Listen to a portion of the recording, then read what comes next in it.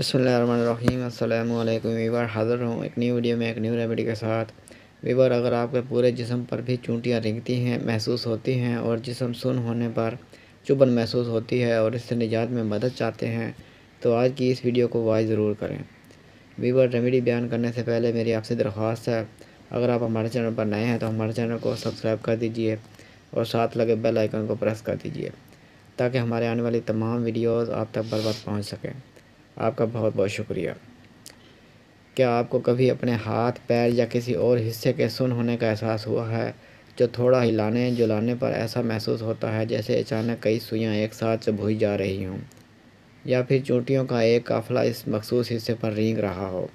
जिस्म का वो उज़्व जो सुन्न हो गया हो, हिलाने जुलाने पर अचानक तेज़ सुई चुभने जैसा एहसास पैदा करता है, जो कभी कभार बहुत तकलीफ़ देह होता है। ये इसलिए होता है कि सुन्न होते हुए आपके जिस्म के इस हिस्से में खून की गर्दिश कम हो गई थी, जिसकी वजह से वो बेजान महसूस हो रहा था। अलबत्ता दोबारा हरकत देने की वजह से इसमें हल्की सी चुभन का एहसास होता है। अगर आपको या आपके किसी अजीज़ को अक्सर ही ऐसे सुन्न या सुइयां चुभने का एहसास होता है तो ये किसी दूसरे मसले की जानिब इशारा हो सकता है, जैसा कि किसी पुरानी आसाबी चोट या फिर आसाबी बीमारी या फिर कोई ट्यूमर वगैरह। आमतौर पर यह कैफियत थोड़ी सी हरकत करने के बाद खुद ही ठीक हो जाती है।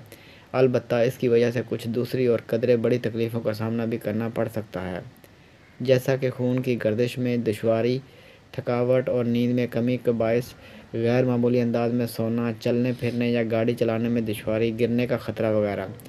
सुन्न या सुइयों की तकलीफ़ को कैसे कम किया जाए? जब ऐसी तकलीफ़ महसूस हो तो उसे वर्जिश करके, हल्के हल्के सांस खींचकर या हल्के हाथ से मसाज करके ख़त्म किया जा सकता है। लेकिन अगर सूरत हाल संजीदा हो जाए तो मुआलिज से रजू करना बेहतर होगा। तंग कपड़े और जूते जिस्म के किसी भी हिस्से में सुन्न होने की कैफियत उस वक्त पैदा होती है जब शरीयानों के ज़रिए खून अच्छी तरह अज़ा में नहीं पहुँच पा रहा होता। इसकी वजह किसी बीमारी से लेकर शरीयानों पर दबाव डालने वाली कोई भी चीज़, जहाँ तक के तंग कपड़े भी हो सकते हैं। अक्सर पाँव सुन्न होने की वजह से बहुत ज़्यादा तंग जूते होते हैं, इसलिए कोशिश करें कि कपड़े और जूते किसी कदर खुले हों ताकि आप बार बार इस तकलीफ़ दे कैफियत से बच सकें।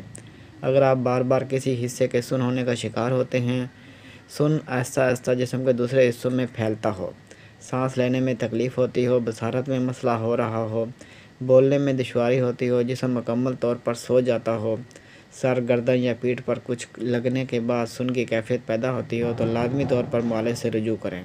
अब तक के लिए इतना ही। मिलते हैं नेक्स्ट वीडियो में एक न्यू रेमेडी के साथ। वीडियो अच्छी लगे तो लाइक कीजिए, शेयर कीजिए और हमारे चैनल को सब्सक्राइब कर दीजिए और साथ लगे बेल आइकन को प्रेस कर दीजिए ताकि हमारे आने वाली तमाम वीडियोज़ आप तक बर वक्त पहुँच सकें। आपका बहुत बहुत शुक्रिया।